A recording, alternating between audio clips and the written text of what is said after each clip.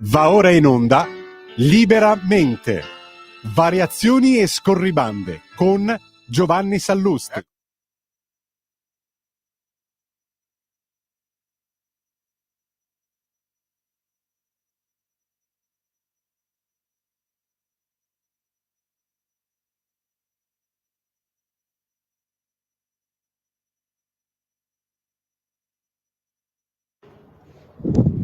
Buonasera a tutti e bentornati a Liberamente, variazioni e scorribande qui su Radio Libertà.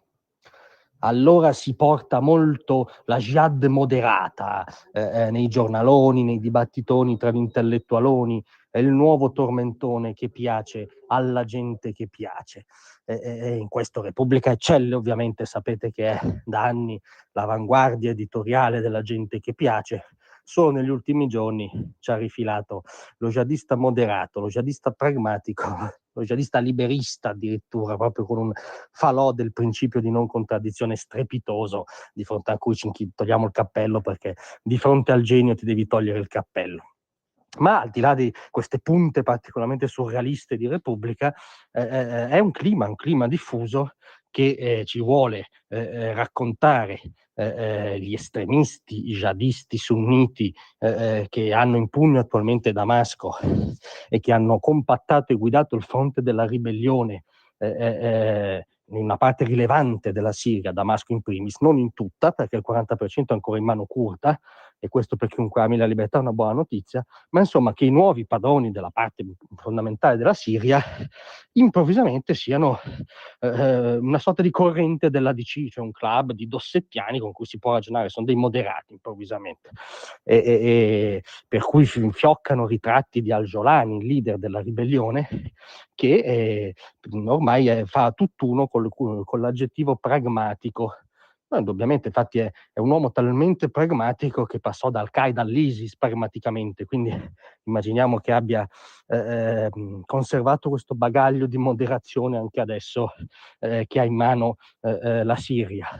C'è poi il capolavoro, vabbè, lo jihadista liberista sarebbe Bashir, il primo ministro, diciamo, incaricato nel senso di nominato personalmente da Jolani, che sarebbe un fan pazzesco dell'economia di mercato, cioè una sorta di nuovo Reagan del Medio Oriente, col piccolo particolare che, come dire, adatta le regole del mercato a quelle della Sharia, ma sono veramente dettagli a margine. Anzi, Repubblica ci ha detto che addirittura ha un rigore morale diverso. E siamo in questo clima pazzotico. In questo clima pazzotico consiglio a tutti di andare a riprendersi l'intervista che c'è oggi di Michel Houellebecq sul Corriere, uno dei più grandi scrittori viventi, autore dell'allora distopia, oggi purtroppo cronaca quotidiana nota come Sottomissione. E Houellebecq, l'intervista per il decennale della strage di Charlie Hebdo, operata da islamisti credo poco moderati, molto pragmatici nell'eseguire, diciamo, i loro piani assassini, credo assai poco moderati. E Houellebecq ci dice: beh, la situazione da allora è solo peggiorata. L'Occidente non dà segno di ridestarsi dal suo suicidio culturale e anzi incentiva, incoraggia, diciamo semplifico, l'opan dell'Islam e dell'islamismo sul suo mondo.